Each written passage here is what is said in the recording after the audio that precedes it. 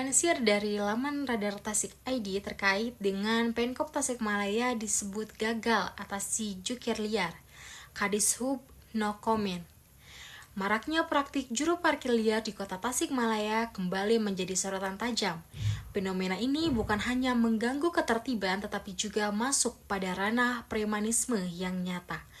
Para juru parkir liar ini tidak memiliki izin resmi dari Dinas Perhubungan, namun tetap saja dengan bebas menarik retribusi dari masyarakat seolah mereka punya legitimasi.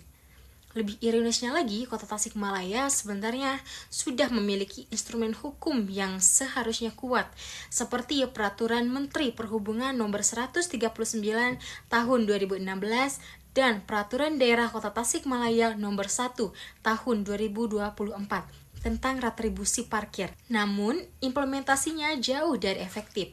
Tidak ada keterbukaan informasi mengenai lokasi parkir resmi di media resmi pemerintah dan tindakan penertiban terhadap parkir liar nyaris tidak terlihat. Kritik dari aktivis sosial pun mulai menguat. Mereka menyebut situasi ini sebagai kegagalan nyata pemerintah kota dalam menjalankan fungsi pengawasan dan penegakan aturan. Bahkan penurunan target retribusi parkir tahun 2025 hingga sampai setengahnya menjadi bukti bahwa pemerintah sendiri sudah tidak optimis terhadap capaian pengelolaan parkir. Lebih mengejutkannya lagi, ketika dikonfirmasi soal ini, Kepala Dinas Perhubungan hanya memilih untuk tidak berkomentar. Sikap ini tentu menambah pertanyaan besar di masyarakat, sejauh mana keseriusan pemerintah dalam menyelesaikan persoalan ini.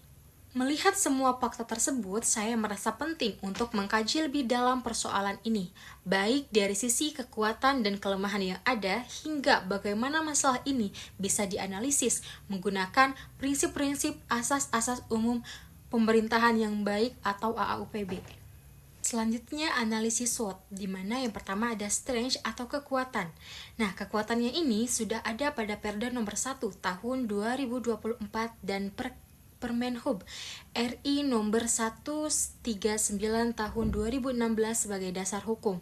Yang kedua, adanya struktur Dinas Perhubungan dan UPTD parkir sudah tersedia. Dan yang terakhir, ada jumlah juru parkir resmi sudah ditingkatkan.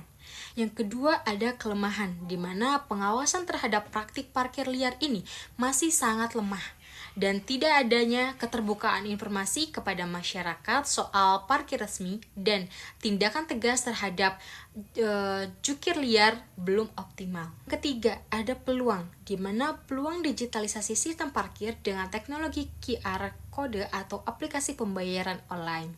Edukasi publik untuk meningkatkan kesadaran hukum.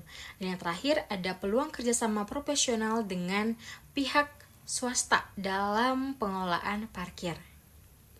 Yang keempat, ada ancaman, di mana ancamannya bisa jadi adanya kebocoran PAD yang merugikan pemerintah daerah. Dan ada juga penurunan kepercayaan masyarakat terhadap pemerintah. Dan yang terakhir, adanya perkembangan praktik premanisme dalam pengelolaan parkir. Maraknya parkir liar di kota Tasikmalaya terlihat ada beberapa asas-asas umum pemerintahan yang baik atau AAUPB yang dilanggar, yaitu yang pertama, ada asas kepastian hukum pada pasal 10 ayat 1 huruf A Undang-Undang Nomor 30 Tahun 2014, di mana seharusnya pemerintah ini wajib menjamin tindakan administrasi yang dilakukan berdasarkan hukum yang jelas.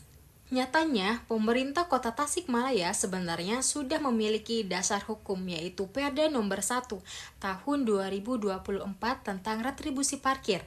Namun, implementasinya tidak konsisten di lapangan, dan kehadiran jukir liar ini menunjukkan hukum yang ada ini tidak ditegakkan, sehingga masyarakat kehilangan kepastian hukum. Dan yang kedua, ada asas kemanfaatan. Pasal 10 ayat 1 huruf B Undang-Undang Nomor 30 Tahun 2014. Seharusnya kebijakan administrasi pemerintahan ini harus memberikan manfaat nyata kepada masyarakat. Tetapi parkir liar lebih banyak merugikan masyarakat baik dari sisi keamanan, kenyamanan hingga potensi kebocoran PAD. Tidak ada manfaat yang nyata bagi publik atas pembiaran jukir liar ini. Ketiga, Asas keterbukaan pada pasal 10 ayat 1 huruf F Undang-Undang Nomor 30 Tahun 2014, di mana harusnya pemerintah ini harus terbuka dalam menyediakan informasi kepada masyarakat. Tapi nyatanya Dishub Kota Tasikmalaya ini tidak mempublikasikan secara jelas titik parkir resmi, tarif parkir, atau daftar jukir resmi di website atau media informasi publik lainnya.